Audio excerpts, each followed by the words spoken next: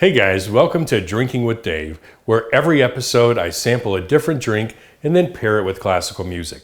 In this episode, we'll be heading to the Far East to try a whiskey that has been described as a vivid blend where old meets new Japan, and that is the Suntory Toki. But before we jump into the whiskey itself, I want to talk about Japanese whiskey in general, because it's very heavily influenced by Scotch. In fact, the origins of Japanese whiskey goes back to Scotland. In the early 20th century, there was a man by the name of Masataka Takatsuru who traveled to Scotland, learned the whiskey making process, immersed himself in that world, and then he took it back to Japan, started his own distillery, started teaching others that process, and eventually it took off. And so to this day, the process of making whiskey in Japan is very similar to that in Scotland, and it often gets comparisons.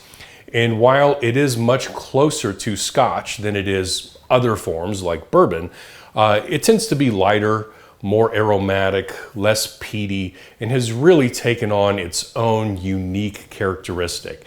With that said, let's jump right into the Suntory Toki.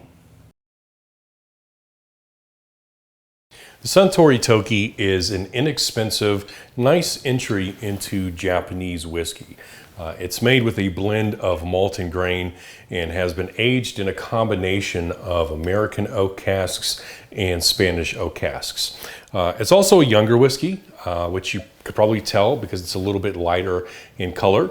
Toki, ironically enough, means time in Japanese, which, I don't know if there's any significance there. I'm assuming there is. As for the actual specs, it clocks in at 43% alcohol by volume. So we can expect this to be a little bit on the smoother side of the spectrum.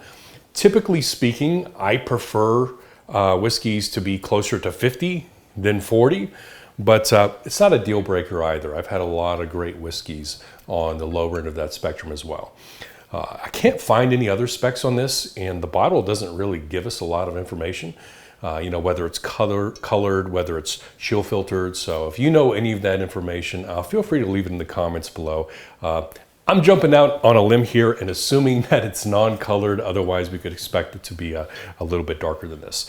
So, all right, let's see what's on the nose.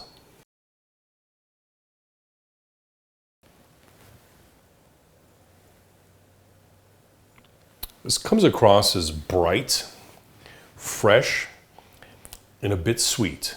In their website write-up, it says that it mixes sweet with spicy. I have to be honest, I'm not picking up the spicy, at least not on the nose.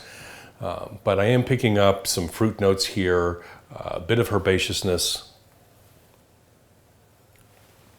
But the most predominant notes are green apple, citrus, heavy on the citrus. I would say that's probably the most predominant note, and honey. All right, let's have a taste.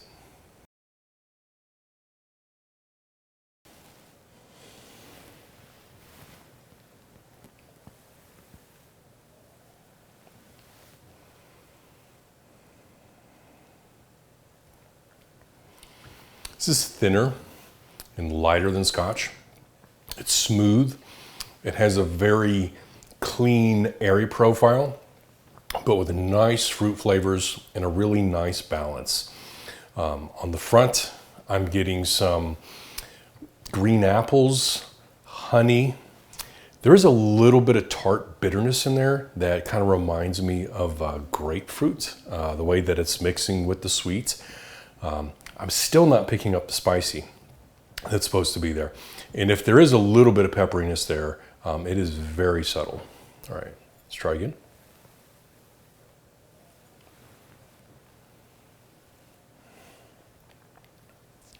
All right, on the finish, I'm getting some more grape notes come in with just a little bit of oak and ginger.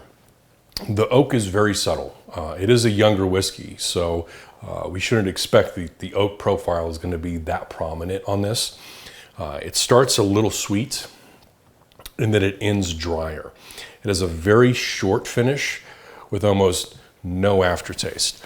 Most of the notes hit you immediately, And there's not really a whole lot of development on there.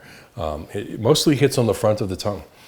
And, you know, while I prefer a whiskey that has a little bit more meatiness to it, this isn't bad at all, especially for the price. You know, it's crisp, it's sweet, it's unoffensive. You know, with that said, yeah, I think this is a fine whiskey. All right, so if I'm pairing this with classical music, I'm going with Massenet, and I'm choosing Meditation, which was an intermezzo from one of his operas, Thais. And as always, I will leave a link down in the description below if you want to check that out. This composition, much like the drink, is light, it's airy, perhaps a bit whimsical, but in a subtle, non-intrusive way. It has a pure, bright quality that complements the sweetness that you get on the front of the drink.